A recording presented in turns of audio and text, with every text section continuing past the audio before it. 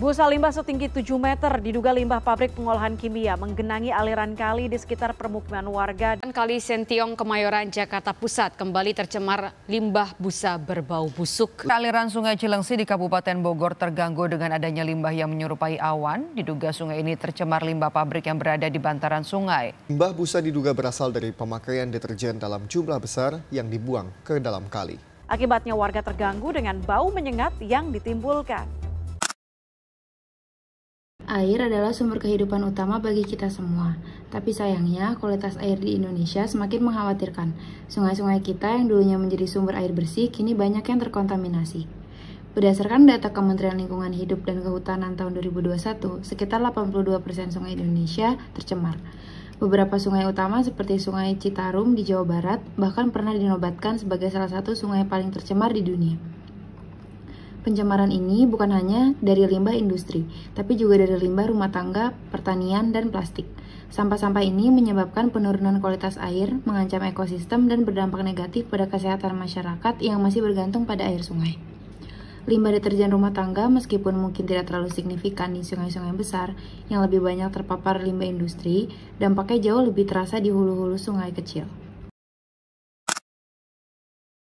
Dalam sebuah jurnal penelitian tentang pengaruh pencemaran limbah deterjen terhadap ekosistem perairan, pengaruh limbah deterjen memiliki pengaruh terhadap ekosistem perairan, di mana ikan pada air yang mengandung deterjen memiliki kerusakan pada bagian hati, insang, dan bagian reproduksi ikan.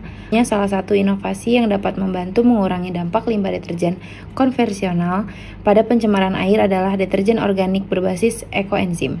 Di Desa Cibanteng, Kecamatan Dramaga, Kabupaten Bogor, kami berkesempatan bertemu dengan Pak Sukatma, seorang pelopor dalam penggunaan ekoenzim sebagai deterjen ramah lingkungan.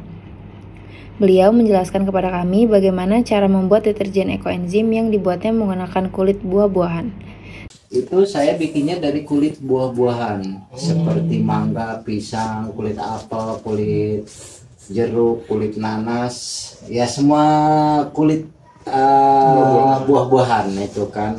Nah contohnya seperti ini saya lagi bikin ekoenzim, dan sekarang ini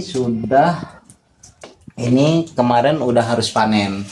Tapi untuk pembuatan ekoenzim sendiri, yaitu untuk fermentasinya itu kurang lebih 3 bulan.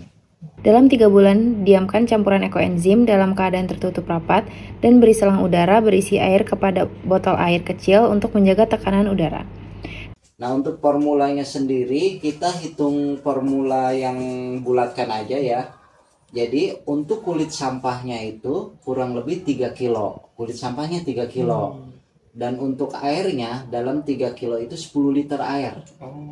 Nah dalam 10 liter air itu harus air sumur, jangan air pam, karena dia kan mengandung kaporit kalau air pam. Tapi bagusnya air sumur juga, yang bagusnya yang udah diendapkan 1 hari. Nah itu.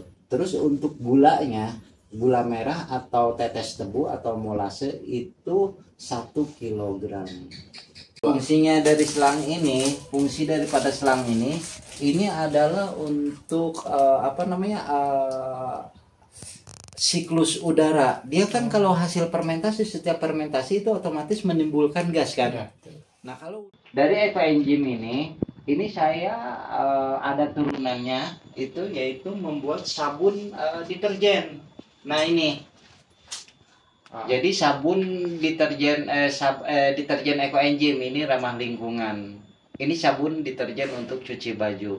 Ini turunan dari ekoenzim.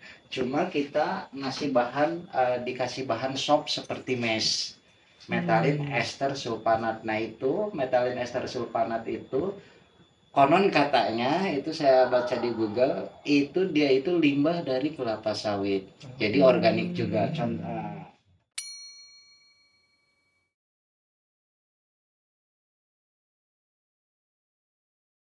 Dengan adanya deterjen ekoenzim ini mengandung banyak sekali kelebihan.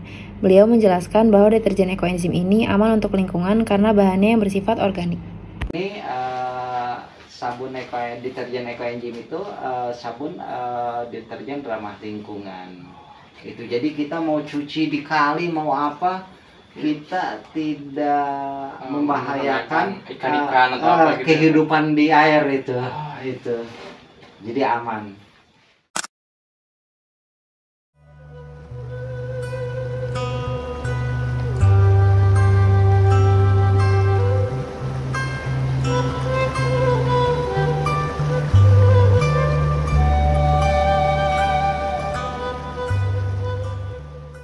Kualitas air yang kita miliki hari ini adalah warisan bagi generasi mendatang. Setiap langkah kecil yang kita ambil untuk menjaga kebersihan air akan berdampak besar bagi untuk lingkungan maupun bagi kita semua.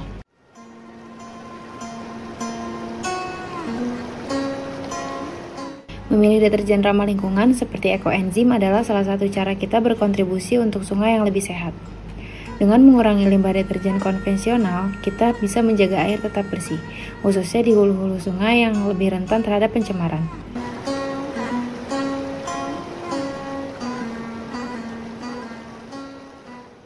Mari kita mulai dari hal kecil di rumah, seperti mengganti deterjen kimia dengan yang lebih ramah lingkungan. Bersama-sama kita membuat perubahan untuk masa depan yang lebih baik bagi alam, air, dan kehidupan.